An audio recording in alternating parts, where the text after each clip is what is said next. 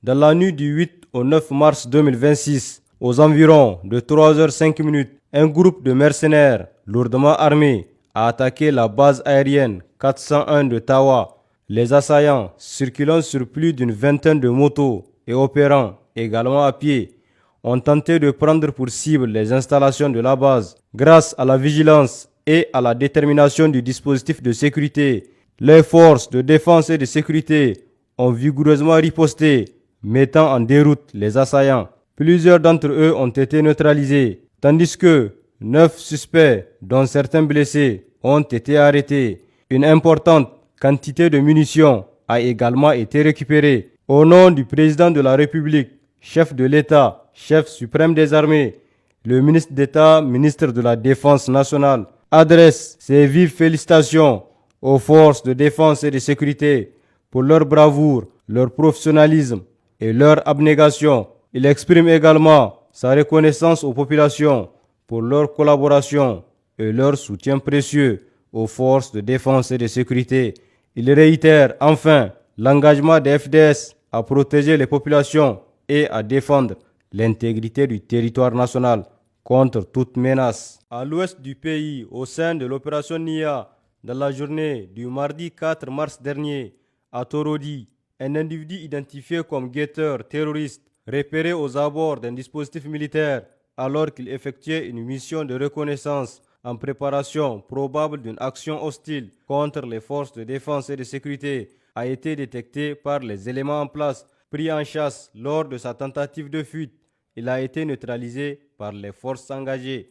Dans la même dynamique opérationnelle, le lendemain, un autre individu identifié comme guetteur terroriste a été observé aux abords nord-ouest du poste avancé de Samira. Détecté alors qu'il menait une activité de surveillance suspecte du dispositif militaire, il a été immédiatement pris en compte par les éléments en position et neutralisé. La fouille de sa cache a permis la saisie d'un poste radio de type Motorola ainsi que de divers effets compromettants. 2 jours plus tard, une patrouille des éléments de Makolondi a procédé aux abords de Bankata Gourmanche au démantèlement de 2 plots logistiques terroristes destinés à la conception d'engins explosifs improvisés. Plusieurs matériels entrant dans le cadre de la fabrication de ces mines artisanales ont été saisis puis détruits sur place par les éléments engagés.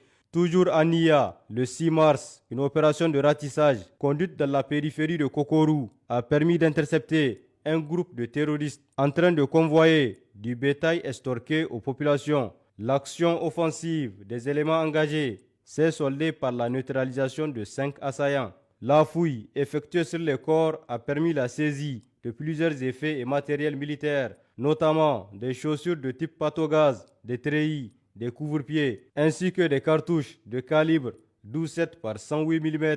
Au cours de la même opération, un important troupeau de gros ruminants, composé de 103 têtes de bœufs et de vaches, a été récupéré et remis aux propriétaires légitimes. Enfin, dans la soirée du dimanche 8 mars 2025, une opération de raid conduite par une unité des forces de défense et de sécurité sur l'axe Tilim-Sikambandio a permis la saisie d'un important lot de matériel logistique appartenant à l'ennemi. Le matériel récupéré est composé notamment d'un ensemble de kits médicaux, du carburant et de l'huile de vidange, des panneaux solaires, 5 batteries, des dispositifs de commande destinés à la mise en œuvre d'engins explosifs improvisés, ainsi que divers autres effets compromettants. Plus au nord du pays, pour le compte de l'opération Garkoua, en date du samedi 7 mars dernier, sur une rocade située dans le secteur de Tabarkat, 2 camions transportant du carburant de contrebande ont été interceptés par les forces de défense et de sécurité. Cette intervention a permis la saisie d'un total de 46 cuvettes d'une capacité de 1000 litres chacune, soit un volume global de 46 000 litres de gasoil. Chers compatriotes, malgré la persistance des menaces multiformes, la situation générale du pays demeure globalement sous contrôle. Les forces de défense et de sécurité, conservant clairement l'initiative sur le terrain, les opérations conduites ont permis non seulement la neutralisation de mercenaires, mais également l'interpellation de 22 autres individus, dont plusieurs complices actifs impliqués dans des réseaux de soutien et d'appui aux activités criminelles.